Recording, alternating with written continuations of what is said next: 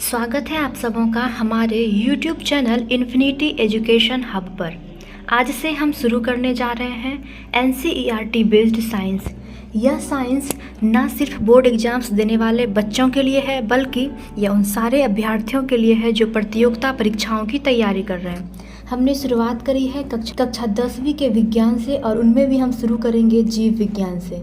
यानी कि हम पहले बायोलॉजी को कवर करेंगे, इसके बाद हम अन्य सारे पोर्शन को भी कवर करेंगे। तो सबसे पहला टॉपिक जो है वो है जैव प्रक्रम। ये जैव प्रक्रम जानने से पहले हम एक बार रिकॉल करेंगे कि सजीव क्या होते हैं। चूँकि हम कक्षा 6ठी से इसके बारे में पढ़ते आ रहे हैं, ये जनन कर सकते हैं, ये वृद्धि कर सकते हैं, लेकिन इसके दो डिफाइनिंग फीचर भी होते हैं। जैसे कि ये मेटाबॉलिक एक्टिविटीज़ करते हैं, यानी ये चयापचय की क्रियाएं करती हैं, और दूसरा होता है ये नेचर को रिस्पॉन्स करते हैं, यानी कि उद्दीपन करते हैं।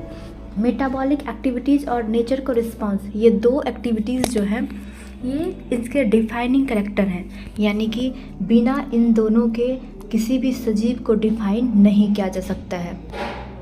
आगे हम बात करेंगे इसके बारे में, ये जैव प्रक्रम क्या है, ये जैव प्रक्रम होता क्या है।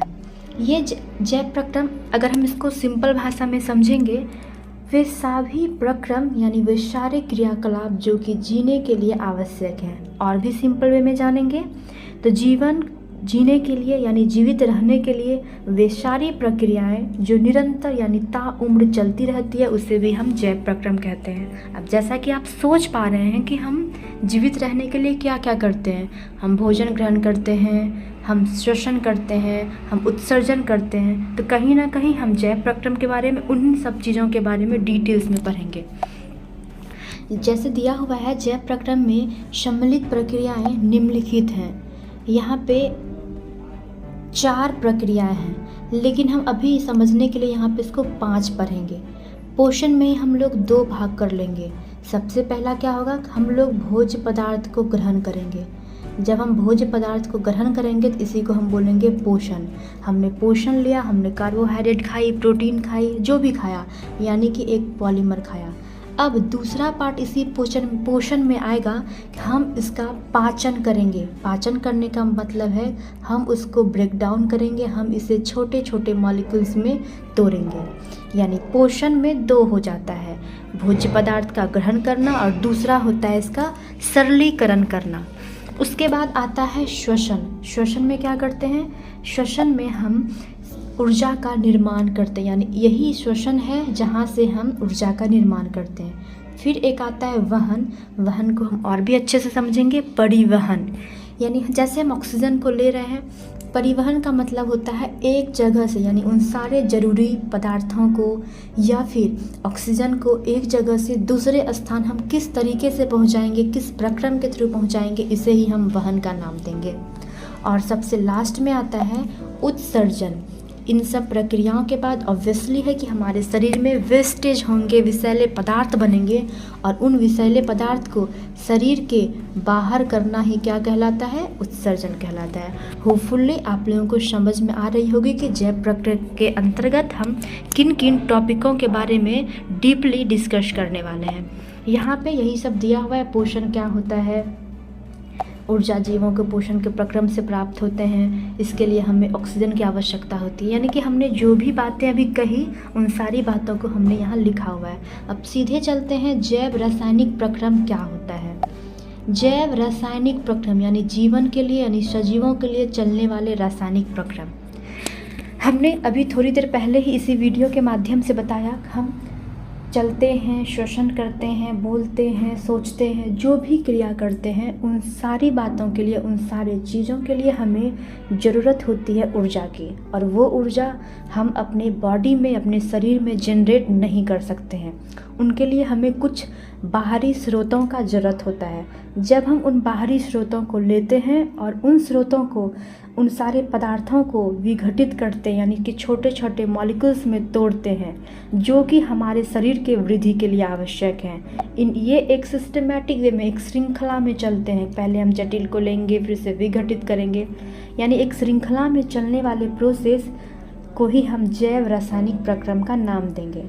होपफुली समझ में आया होगा। जैसे कि हमने बाह्य स्रोतों से ऊर्जा प्राप्त करी, अब उसका हम विघटन करेंगे। यही वो जो भी विघटन के बाद जो भी अणु बनेंगे वो हमारे शरीर के लिए, वृद्धि के लिए ज़रूरी होंगे। और ये चलने वाली ये सारी श्रृंखला को ही हम नाम देंगे जैव रासायनिक प्रक्रम का। हमने नीचे में एक ग्राफ के माध्यम से बताया है। अब बात करेंगे अणुओं के विघटन की सामान्य रासायनिक युक्तियाँ। बार बार हम ये बोलते आ रहे हैं कि हम विघटित करेंगे, विघटित करेंगे। ये विघटन होता कैसे है?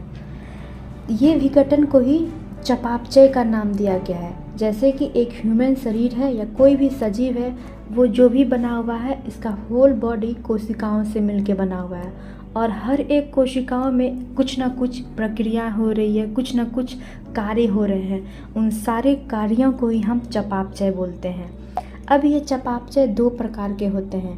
पहला होता है उपचयन और दूसरा होता है अपचयन। उपचयन मतलब होता है जब हम सरल अणुओं से जटिल अणु का निर्माण करेंगे। इसका सबसे बेस्ट एग्जाम्पल है पौधे। पौधे क्या करते हैं? वो वातावरण से, वायुमंडल से कार्बन डाइऑक्साइड लेते हैं और जड़ से H2O लेते हैं और सनलाइट की प्रेजेंस में वो ग्लूकोज का निर्माण करते हैं। यानी ये क्या कर रहे हैं? छोटे छोटे मॉलिक्यूल्स को, सरल मॉलिक्यूल्स को ले रहे हैं, लेकिन एक जटिल मॉलिक्यूल्स को बना रहे हैं। इसे ही हम उपचयन कहते हैं। लेकिन अगर हम बात करेंगे अपचयन की, तो अपचयन में हम करते हैं क्या? एक जटिल मॉलिक्यूल्स को लेते हैं और उसे हम सरल अणु में बनाते हैं। जैसे कि हमने चावल खाया यानी कि कार्बोहाइड्रेट खाया, और हम उसे विघटित करेंगे सरल अणु में यानी कि ग्लूकोज में। तो याद रखेंगे चयापचय यानी कि मेटाबॉलिक एक्टिविटीज जो कि हर कोशिकाओं में चल रहा है, ये दो प्रकार की होती हैं, उपचयन और अपचयन। उपचयन का मतलब होता है सरल अणु से जटिल अणुओं का निर्माण और अपचयन का मतलब होता है जटिल से सरल अणुओं का निर्माण। अब अगर हम आगे की बात करेंगे तो उन सारे प्रक्रम को एक एक करके पढ़ेंगे। सबसे पहला टॉपिक है पोषण। पोषण के बारे में हम पहले भी देख चुके हैं। ये पोषण, इसका अल्टीमेटम गोल होता है कि हम ऊर्जा को प्राप्त कर सकें। जैसा कि हमने पहले बताया है, इस पोषण में दो कार्य होते हैं। पहला कार्य कि हम भोज्य पदार्थों को ग्रहण करते हैं, हम एक पॉलीमर को ग्रहण करते हैं और फिर उसका सरलीकरण करते हैं, यानी कि उस जटिल पदार्थ को सरल पदार्थ में पाचन करते हैं। इसी पोषण के अंतर्गत हम दोनों बातों का ध्यान रखेंगे कि हमने भोजन को खाया और दूसरा हमने उसका पाचन किया। तो अल्टीमेटम गोल है हमारा ऊर्जा प्राप्त करना। हम ऊर्जा प्राप्त करेंगे और बाकी के सारे कार्यों को करेंगे। यानी कि सजीवों को जिंदा रहने के लिए, जीवित रहने के लिए, उनके सारे कार्यों को करने के लिए हमें ऊर्जा की ज़रूरत होती है। और ये ऊर्जा हम कहाँ से प्राप्त करेंगे? पोषण से प्राप्त करेंगे। चूँकि पौधे भी एक सजीव होते हैं और पौधे भी भोजन ग्रहण करेंगे, तो पौधे अपना भोजन ग्रहण प्रकाश संश्लेषण की प्रक्रिया से करेंगे। वो वही प्रकाश संश्लेषण है जब वो, यानी कि उनकी पत्तियाँ, हरी पत्तियाँ वायुमंडल से कार्बन डाइऑक्साइड लेती है और साथ में जल को अपने जड़ से ग्रहण करती है। ये अगर इससे रिलेट एक और क्वेश्चन पूछा जाता है कि हरे पौधे का किचन क्या होता है, तो चूँकि हरे पौधे अपना भोजन पत्तियों में बनाते हैं, हरे पत्तों में बनाते हैं, हरे पत्तों की मदद से बनाते हैं, इसलिए पौधों का किचन हमेशा एक पत्ती कहलाएगा, हरी पत्ती कहलाएगा। चूँकि ये अपना भोजन खुद से बना रहे हैं, ये किसी पे डिपेंड नहीं है, इसीलिए ये एक स्वपोषी का भी उदाहरण है। तो जब भी बात आएगी कि स्वपोषी क्या होता है, हम सबसे पहले किसके बारे में सोचेंगे? हरे पौधों के बारे में सोचेंगे। ये बार बार आने वाला ऑब्जेक्टिव क्वेश्चन है कि स्वपोषी का उदाहरण क्या है, तो हरे पौधे हैं। एक और टर्म यहाँ पे आ रहा है एंजाइम। एंजाइम क्या होता है? एंजाइम ये ह्यूमन बॉडी में, यानी कि ये सजीवों के शरीर में कह सकते हैं कि ये स्रावित होती है और ये इसका कार्य बस इतना है कि ये मदद करती है किसी पॉलीमर को, किसी भी जटिल पदार्थों को ये सरल करेगी, खंडित करेगी, तोड़ेगी, ताकि हम उसको डाइजेस्ट, यानी एंजाइम जो होता है पाचन में मदद करता है। इसको और भी अच्छे से समझ जाएंगे एंजाइम किस में मदद करता है। ये हमें पाचन में मदद करता है। अब बात करेंगे ये पोषण जो होता है, पोषण कितने प्रकार के होते हैं। हम जानते हैं कि पूरी दुनिया में वैरायटी ऑफ जीव हैं, यानी बहुत सारे जीव हैं और हर किसी के पोषण का तरीका वैरी करता है।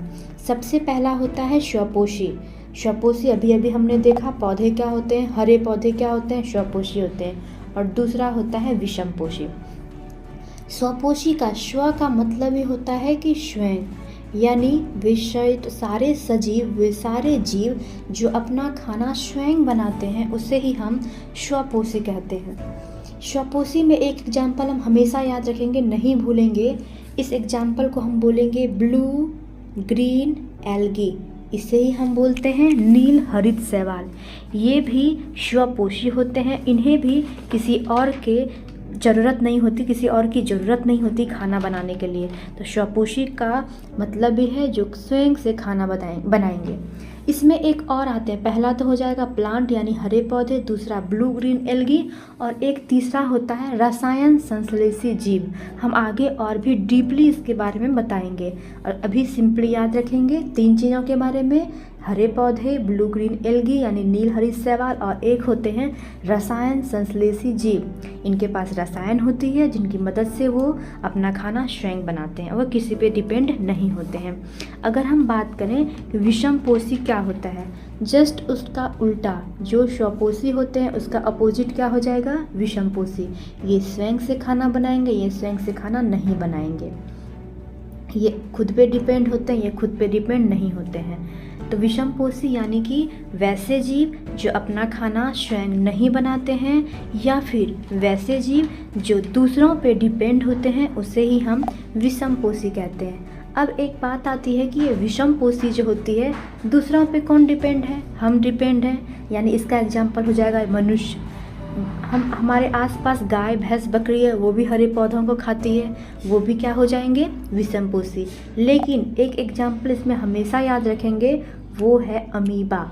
अमीबा जो कि एक कोशिकीय जीव होती है, वो भी एक विषमपोषी पोषण करती है। ठीक है।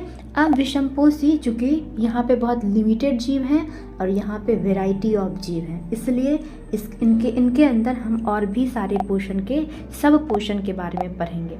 तो विषमपोषी के अंतर्गत आता है एक मृतपोषी पोषण। मृत जीवी नाम से ही क्लियर है।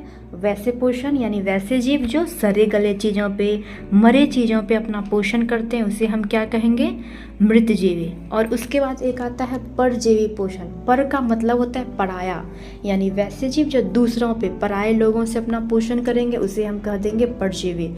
उसके बाद एक आता है प्राणी समपोषी भोज, यानी ये जीव वैसे होंगे जो ठोस के रूप में या फिर तरल पदार्थों के रूप में अपना भोजन ग्रहण करेंगे। तो ये एक छोटा सा एक एग्जाम्पल के तौर पे, यानी हल्का सा इसको डिस्क्राइब किया हमने। अब और भी अच्छे से इसके बारे में जानते हैं। पहला है स्वपोषी पोषण।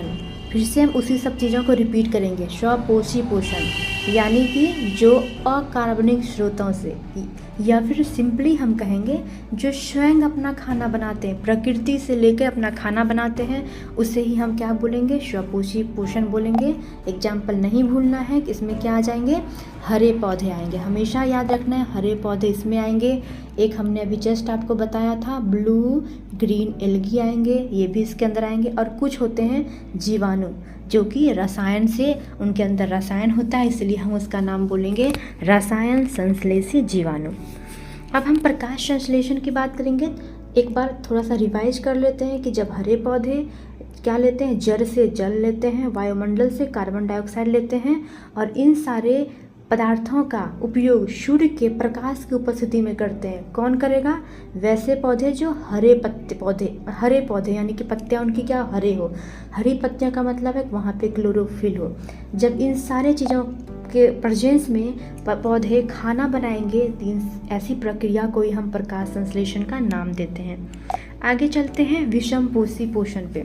उसका अपोजिट वैसे जीव जो अपना खाना अन्य स्रोतों से प्राप्त करेंगे, यानी जो स्वपोषी जीवों पे डिपेंड होंगे, उसे ही हम क्या कहेंगे, विषमपोषी जीव कहेंगे।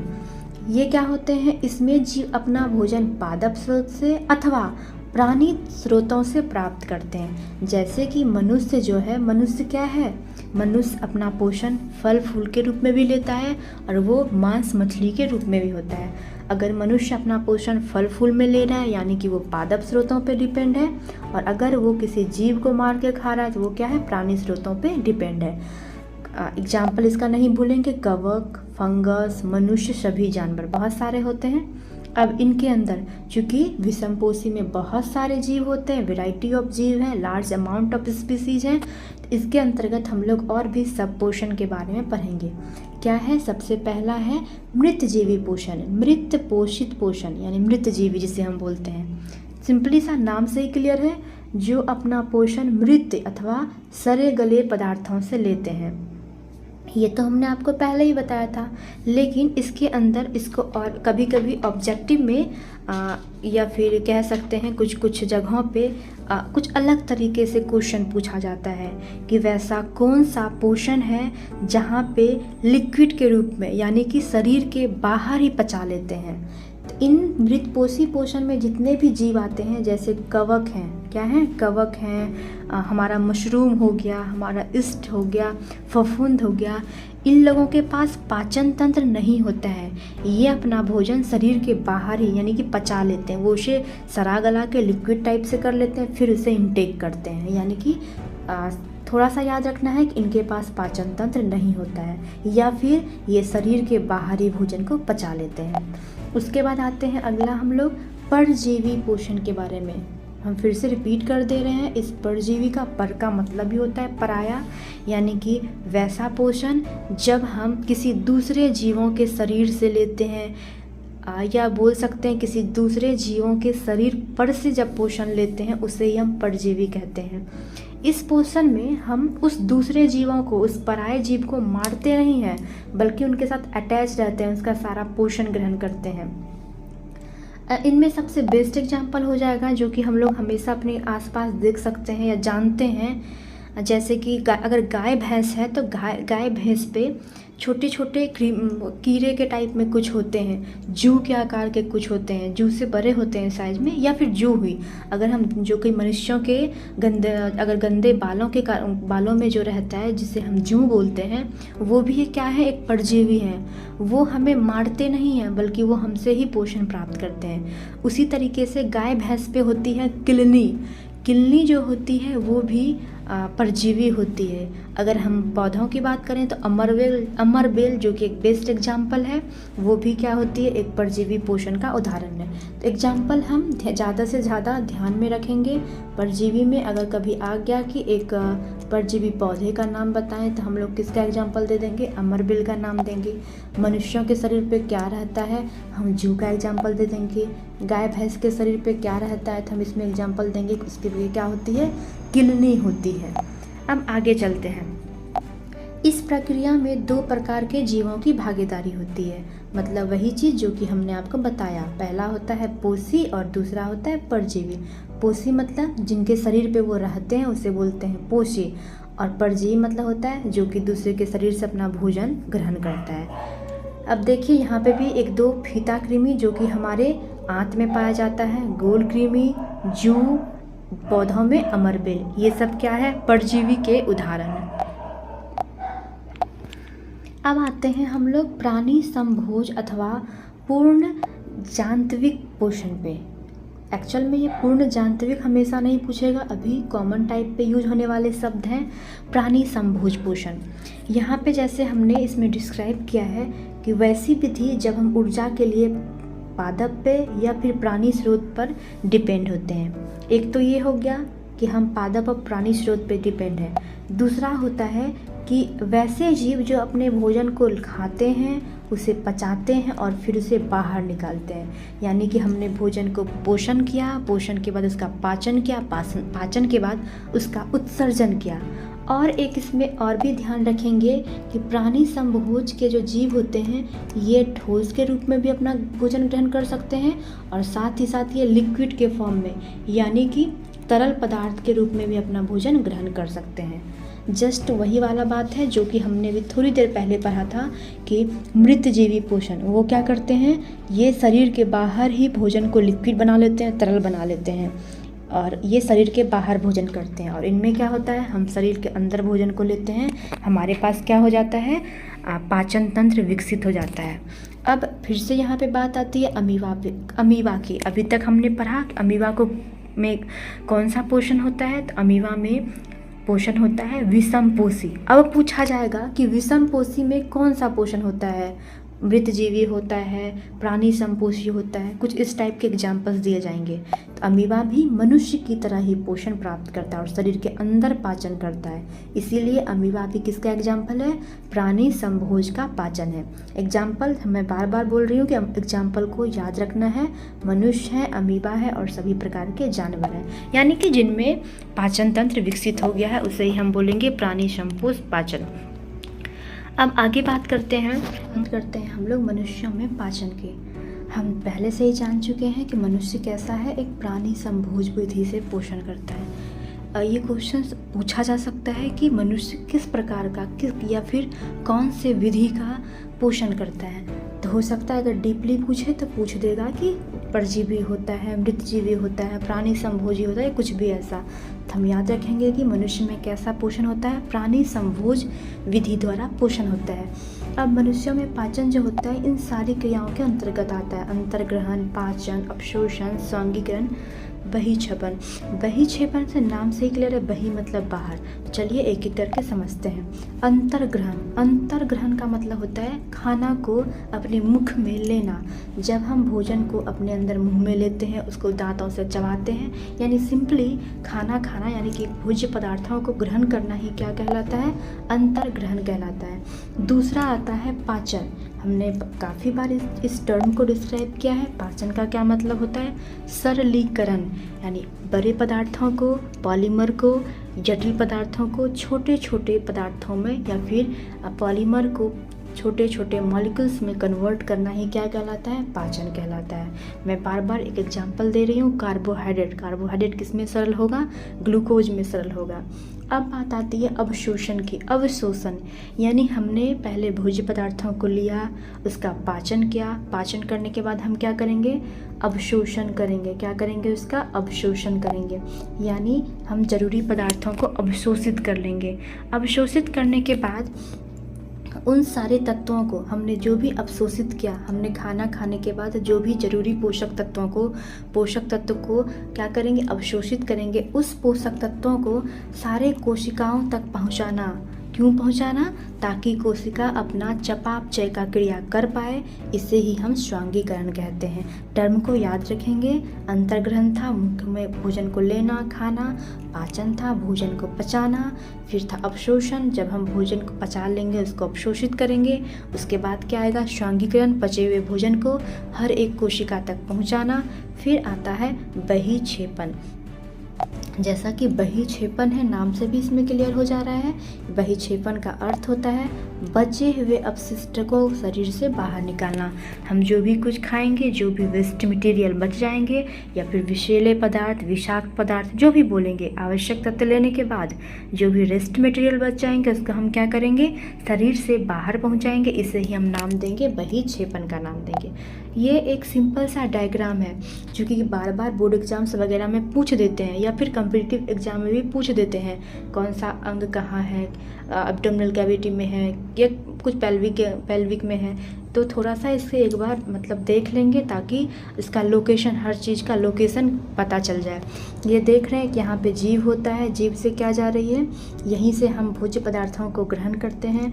भोज्य पदार्थों को ग्रहण करने के बाद क्या होती है, यही है फूड पाइप। यहाँ पे कोई पाचन नहीं होता है।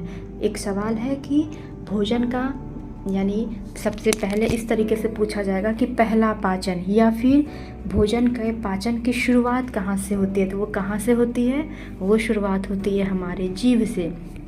फिर आता है दूसरा कि क्या ग्रसनी में यानी कि फूड पाइप में पाचन होता है, तो बिल्कुल नहीं होता है पाचन। ये बस हम कहते हैं और ये क्या होता है, सीधे पेट में चला जाता है। ये देख रहे हैं, ये पेट है। पेट का शेप क्या है, पेट हमेशा यानी अमा से कभी कभी पूछा जा सकता है पेट किस शेप का होता है, तो जे शेप का होता है। किस शेप का होता है पेट, पेट होता है जे शेप का। फिर ये पेट आगे की ओर मूव करता है, तो हम देख रहे हैं कि पीछे के साइड से एक पाइप खुली हुई है। इसी पेट के नीचे यहाँ पे भी एक पत्ते नुमा कुछ लगा हुआ है। तो इन सब चीज़ों को हम नीचे बारीकी से देखेंगे। ये एक लोकेशन थोड़ा सा ध्यान से देख लेंगे, समझ लेंगे कहाँ क्या चीज़ होती है। ये एक सिंपल सा डायग्राम है। ये छोटी आंत है, ये बड़ी आंत है। बड़ी आंत से ही शरीर के बाहर खाना यानी वेस्ट पदार्थ बाहर जाता है। अब चलिए और भी अच्छे से समझते हैं। जैसे हमने अंतर्ग्रहण किया, अंतर्ग्रहण में क्या किया हमने, खाना को भोज्य पदार्थ अपने मुख में लिया। वहाँ पे हमें क्या मिलेंगे, दांत मिलेंगे और जीभ मिलेगी। दांत जो मिलेगा वो दांत क्या करती है, जो भी हम भोजन को खाएंगे उसे पीसती है, यानी हम उसे चबाते हैं, उसे पीसते हैं। और पीसने के बाद जीभ का क्या काम है, हमारे मुख में हमेशा लार होता है, यानी हमारा मुख हमेशा गीला रहता है। उस लार को भोजन के साथ मिलाना ही क्या कहलाता है, बोलस कहलाता है। जब वो लार मिल जाएगा उसे हम क्या नाम देंगे, उसे हम बोलस नाम देंगे। दांत का कार्य पीसना, जीवा का कार्य है खाने में इस लार का मिलाना। अब एक आता है लाला ग्रंथि। क्या है, आगे के चैप्टर्स में जानेंगे इसको अच्छे से। अभी हम बस इसके बारे में अच्छे से समझ लेंगे। एक ग्रंथि होती है जो कि लाला ग्रंथि होती है। वो क्या कार्य करती है, वो लार निकालती है। वो क्या करती है, लार का निकालती है। उस लार में क्या होता है, एक एंजाइम होता है। कौन सा एंजाइम, एमिलेज एंजाइम। हमने पहले ही देखा है एंजाइम का कार्य क्या होता है, सरलीकरण में, भोजन को पचाने में। अब इस एमाइलेज का भी काम क्या है, स्टार्च को मल्टोज शर्करा में परिवर्तित करना है।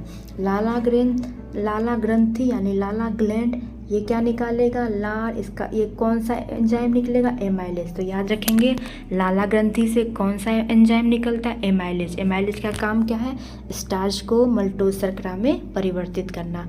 और यही रीजन है कि हम मुख से ही, यानी पाचन की शुरुआत कहाँ से हो रही है, पाचन की शुरुआत हमारे मुख से ही शुरू हो रही है।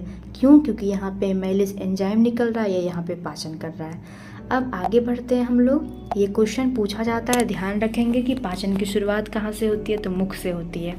दूसरा है भोजन का ग्रसिका से होके जाना। ग्रसिका का मतलब फूड पाइप, जो कि हमने आपको बताया। ग्रसिका क्या होती है, हमारे मुख से लगी होती है और वो अमाशय पे जुड़ी होती है। एक नलीनुमा होती है, एक नलीनुमा होती है, पाइप नुमा होती है। उसे ही हम क्या नाम देते हैं, ग्रसिका कहते हैं। इसमें कोई भी पाचन नहीं होता है। ये बस क्या करता है, गति से, क्रमाकुंचन गति से भोजन को अमाशय तक यानी पेट तक पहुंचाता है। अब अमाशय की बात है, अमाशय। अमाशय कैसा होता है, अमाशय जे शेप का होता है। अंग्रेजी के जे लेटर के तरीके का अमाशय होता है। अब दूसरा क्वेश्चन होता है कि यहाँ पे कितनी देर तक खाना रुक सकती है। यहाँ पर 4 से 5 आवर तक खाना सामान्यतया रुकती है। अब जो है अमाशय भी एक क्या है, ये ग्रंथि है। ये हम दूसरी ग्रंथि की चर्चा कर रहे हैं। पहली ग्रंथि क्या थी, पहली ग्रंथि हमारे पास थी लाला ग्रंथि, जहाँ से लार निकल रहा था। उस लार्ज में क्या था, एमाइलेज नाम की एंजाइम थी। ये अमाशय क्या है, अमाशय क्या निकाल रही है, जठर रस निकाल रही है। अमाशय क्या निकाल रही है, जठर रस। अब इस जठर रस में क्या होता है, पेप्सिन होता है। क्या होता है, पेप्सिन। ये भी एक क्या है, एक एंजाइम है। और क्या होता है, एक एसिड होता है, अम्ल होता है। क्या होता है, हाइड्रोक्लोरिक अम्ल। और क्या होता है, श्लेष्मा। अगर हम श्लेष्मा को जानना चाहें तो ये क्या होता है, ये एक ऑयल होता है, यानी तेल। जैसे कि श्लेष्मा का कार्य ही है कि ये पेट के आंतरिक सतह पर तेल जैसा एक सतह बनाएगी ताकि हाइड्रोक्लोरिक अम्ल से बचा पाए। तो श्लेष्मा कैसी होती है, तेल नुमा, एक ऑयली बोल सकते हैं, तेल नुमा एक लेयर होती है, एक परत होती है। हाइड्रोक्लोरिक अम्ल क्या करता है, हाइड्रोक्लोरिक अम्ल और पेप्सिन, हाइड्रोक्लोरिक और पेप्सिन दोनों मिलके प्रोटीन का पाचन करते हैं। फिर से एक बार इसको ध्यान से समझेंगे। अमाशय जो कि जे शेप का होता है, यहाँ पे 4 से 5 घंटे तक फूड रह सकता है। ये इससे जठर रस स्रावित होती है। ये भी क्या है, एक ग्रंथि है। आगे क्या है इसमें जानने लायक, इस जठर रस में पेप्सिन होते हैं, हाइड्रोक्लोरिक अम्ल होते हैं और श्लेष्मा होते हैं। श्लेष्मा कैसी होती है, ये तेल नुमा एक परत होती है। और हाइड्रोक्लोरिक अम्ल और पेप्सिन का क्या काम है, इस दोनों का काम है ये प्रोटीन का पाचन करते हैं। तो इस सब चीज़ों को ध्यान में रखना है कि प्रोटीन का पाचन कौन करते हैं, पेप्सिन करते हैं। प्रोटीन का पाचन पेप्सिन और हाइड्रोक्लोरिक अम्ल मिलके करते हैं। वैसे हाइड्रोक्लोरिक अम्ल का दूसरा कार्य ये भी होता है कि वो जीवाणुओं को मारते हैं। आगे की ओर चलते हैं। जो जिन बातों को हमने अभी डिस्कस किया इसी को हमने लिख दिया है। ये जठर रस निकल रहा है। ये हाइड्रोक्लोरिक अम्ल अम्लीय माध्यम प्रदान कर रहा है। ये क्या करता है? अम्लीय माध्यम हाइड्रोक्लोरिक अम्ल छोटे छोटे टुकड़ों में भोजन को करता है। पेप्सिन HCl यानी कि हाइड्रोक्लोरिक अम्ल और पेप्सिन दोनों मिलके क्या करेंगे? दोनों मिलके प्रोटीन का पाचन करेंगे। पेप्सिन यानी कि और भी अगर हम इसको डिटेल्स में समझने की कोशिश करें तो यहाँ पे एक्चुअल में होता क्या है कि हाइड्रोक्लोरिक अम्ल जो है पेप्सिन को एक्टिवेट करता है, यानी कि पेप्सिन जो होता है इनएक्टिव फॉर्म में रहता है। इसलिए हम बार बार बोल रहे हैं कि HCl और पेप्सिन दोनों मिल के पाचन करता है। ऐसे अगर ऑब्जेक्टिव में पूछा जाए तो आप सीधे पेप्सिन पर भी टिक कर सकते हैं। अब श्लेष्मा द्वारा क्या अभी हमने बताया आपको, श्लेष्मा जो कि तेल नुमा एक लेयर होता है वो क्या करता है? आंतरिक स्तर को अम्ल से रक्षा करता है। अब बारी आती है क्षुद्रांत्र की। ये जो होता है क्षुद्रांत, ये कुछ नहीं है, ये बस हिंदी में बहुत ही टिपिकल सा सुनने में लग रहा है। एक्चुअल में इसे हम स्मॉल इंटेस्टाइन कहते हैं, और भी सीधे तौर पे देखा जाए तो यही है छोटी आंत। छोटी आंत को ही हम क्षुद्रांत का नाम दे रहे हैं। हम जानते हैं कि छोटी आंत क्या होती है? पूरे शरीर में सबसे बड़ी होती है। ये लगभग 20 मीटर या कह सकते हैं कि 6 फीट लंबी हो सकती है। अगर हम क्षुद्रांत की बात करें तो इसे 3 भाग में बांटा गया है। इस क्षुद्रांत को 3 भाग में बांटा गया है। ये 3 भाग कौन कौन से होते हैं? हिंदी में जानना चाहेंगे तो ये बहुत टिपिकल होगा जानना, तो हम चलिए यहाँ पे बताते हैं। पहला होता है ड्यूडीनम। क्या होता है पहला? ड्यूडीनम। छोटी आंत का सबसे पहला भाग कौन है? ड्यूडीनम। अब हम लोग अगला चलते हैं। अगले में बात करें ड्यूडीनम, दूसरा ये है जेजुनम, और तीसरा क्या है? इलियम। याद रखेंगे कि छोटी आंत किन किन चीज़ों से मिलके बना हुआ है? तो ड्यूडेनम, जीजुनम और इलियम। किसका क्या कार्य है हम आगे बढ़ते जाएंगे और समझते जाएंगे। अब ड्यूडेनम की हमने जाना 3 पार्ट, ड्यूडेनम, जेजुनम, इलियम। ये ड्यूडेनम छोटी आंत का भाग है, ये तो हम जान ही रहे हैं। आगे की ओर ये कहाँ जुड़ा होता है? अमाशय से जुड़ा होता है। ये यहीं पे यानी ड्यूडेनम में बहुत मुख्य कार्य होते हैं। यहाँ से यकृत का एक भाग होता है, यानी यकृत का जो फ्लूइड होता है वो ड्यूडेनम में ही आता है। यानी यकृत कुछ एक कह सकते हैं श्रावित करती है, पानी रुमा वाटर टाइप का कुछ एक फ्लूइड श्रावित करती है, और वो फ्लूइड ड्यूडेनम में ही आके मिलता है। अगर हम यकृत के बारे में जानें तो यकृत क्या है? यकृत सबसे बड़ी ग्रंथि है। ये हम लोग ऑलरेडी पढ़ते आ रहे हैं। यकृत यानी जिसे हम लीवर कहते हैं, ये सबसे बड़ी ग्रंथि है। यहाँ से पित्त रस का स्राव होता है। पित्त रस क्या करते हैं? वसा का पाचन करते हैं। 2-3 क्वेश्चंस यहाँ से बन पा रहे हैं। सबसे पहले ड्यूडेनम किसका हिस्सा है? ये हिस्सा किसका है? ये हिस्सा छोटी आंत का है, यानी पहला पार्ट होता है छोटी आंत का ड्यूडेनम। फिर आता है कि इसमें कौन सा रस मिलता है? इसमें पित्त रस मिलता है, यानी कि बाइल जूस, इसे इंग्लिश में बोलते हैं बाइल जूस। ये बाइल जूस कहाँ से निकलता है? यकृत से निकलता है। और दूसरी बात क्या है? ये वसा का पाचन करता है। तो यकृत से निकलने वाले जो भी जूस हैं वो किसका पाचन करते हैं? वसा का। पेट में क्या था? पेट में पी से पेप्सिन, और वो किसका पाचन कर रहा था? पी से प्रोटीन की पाचन कर रहा था। ऐसे हम लोग कुछ ट्रिक्स वगैरह से याद कर सकते हैं। इस बार बोर्ड एग्जाम में, बिहार बोर्ड्स के एग्जाम में आए थे कि यकृत का क्या फंक्शन होता है, क्या कार्य होता है। अब अगर हम बात करेंगे कि ये पित्त रस जो हो रहे हैं, यानी जो यकृत से जो श्रावण हो रहा है, वो क्या काम करते हैं? क्योंकि अमाशय में क्या होता है? अमाशय में जो खाना होता है वो HCl होता है। अमाशय में जो भी खाना जाएगा वो एसिडिक हो जाएगा, क्योंकि हम जान रहे हैं कि अमाशय के पास पहले से HCl होता है, हाइड्रोक्लोरिक अम्ल होता है। तो ऑब्वियसली वो क्या करेगा? अम्लीय रखता है। लेकिन जैसे ही अगर हम ऊपर की ओर जाएं तो एक चीज़ हम आपसे दिखाना चाहेंगे। यहाँ पे हम इसको जूम कर पा रहे हैं। जूम करने से हम देख रहे हैं कि यही है, ये पार्ट है यकृत, यानी ये वाला पार्ट क्या है? यकृत का पार्ट है। ये है बाइल डक्ट, इसी में इसका जूस यानी कि पित्त रस जमा होता है, और ये पीछे की ओर ड्यूडेनम में खुल रहा है।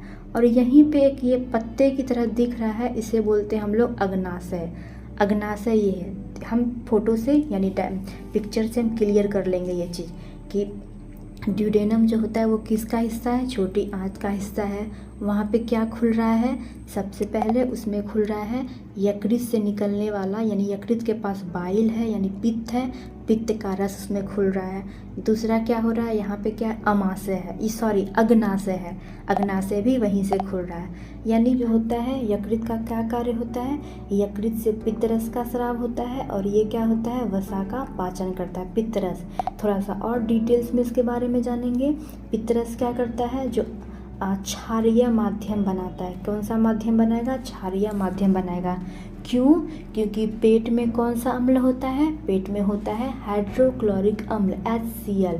तो चूंकि HCl होता है लेकिन पित्त रस क्या करेगा, क्षारीय माध्यम बनाएगा। ये क्षारीय माध्यम क्यों बनाएगा, हमने आपको पिक्चर में यानी डायग्राम में दिखाया है कि वहाँ पे एक अग्नाशय भी होती है। और अग्नाशय क्या करती है, अग्नाशय भी कुछ एंजाइम का स्रवण करती है। ये कौन कौन सा स्रवण करती है, ये भी जो है ये 3 तरीके के एंजाइम का स्रवण करती है। और भी अच्छे से देखेंगे इसको, ये है एमाइलेज एंजाइम, लाइपेज एंजाइम और ट्रिप्सिन एंजाइम।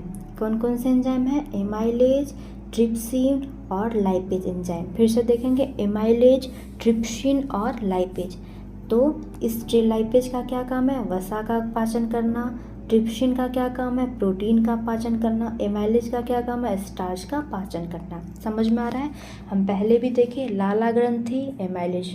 फिर से हमने क्या देखा, हाइड्रोक्लोरिक अम्ल और पेप्सिन, प्रोटीन का पाचन। अब हम क्या देख रहे हैं, पित्त रस जो कि वसा का पाचन कर रही है, साथ ही इसका एक कार्य कौन सा है, वसा के पाचन के साथ ही उसका काम ये है, वो क्या बना रही है, वो क्षारीय माध्यम बना रही है। वो कौन सा माध्यम बना रही है, क्षारीय माध्यम बना रही है। क्यों, क्योंकि अग्नाशय से निकलने वाला रस तभी काम करेगा जब उसको कैसा माध्यम मिले, जब उसे क्षारीय माध्यम मिले। तो अग्नाशय जो कि एक मिक्स ग्लैंड है, क्या है, ये एक मिक्स ग्लैंड है। ये अंतः और बाह्य स्रावी दोनों तरीके की ग्रंथि है।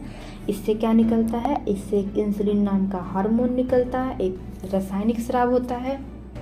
और साथ ही साथ ये जो हैं 3 तरीके के और भी एंजाइम को स्राव करते हैं, जिसे कि एमाइलेज, ट्रिप्सिन और लाइपेज करते हैं। इसको ध्यान में रखेंगे, ये किसका पाचन करता है, ये भी हम इसको ध्यान में रखेंगे।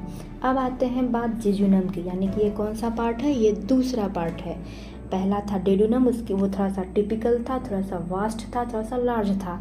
अब बात करेंगे हम लोग जेजुनम के बारे में। ये कुछ नहीं होता है जेजुनम, छोटा सा बात है कि ड्यूडिनम और इलियम के बीच जो जेजुनम होता है, वहाँ पे क्या होता है, भोजन के सूक्ष्म कणों का पाचन करता है, और कुछ नहीं। तीसरा क्या होता है, इलियम भी क्या होता है, ये छोटी आंत का सबसे लंबा भाग है, जो हम बीच में दिखाए हुए थे उसी को हम लोग क्या बोलेंगे, इलियम बोलेंगे। और भोजन का अधिकांश भाग जो है इसी भाग में पाचित होता है। बस इससे ज़्यादा कुछ याद नहीं रखना है, तीनों पार्ट्स नाम रखने हैं। इन तीनों में सबसे लंबा क्या है उसको याद रखना है, बाकी कुछ नहीं। उसके एक दीर्घरोम, ये दीर्घरोम कहाँ होता है, ये भी इंटेस्टाइन छोटी आंत में होती है। उंगली जैसे प्रवर्धन होते हैं। इसका कार्य बस ध्यान से देख लेंगे कि अवशोषण के लिए सतह बनाते हैं, साथ ही साथ ये जल और भोजन को अवशोषित करके कहाँ तक पहुँचाएंगे, कोशिका तक पहुँचाएंगे। ये था आपका पाचन, यानी कि हमने पाचन के बारे में कुछ कुछ बातों को देखा। अब हम आगे देखेंगे कि श्वसन कैसे करते हैं। उम्मीद है कि आपको बहुत सारी बातें समझ आई होंगी, आपने कॉन्सेप्ट को समझा होगा और आप वीडियो को पसंद करेंगे। Thank you.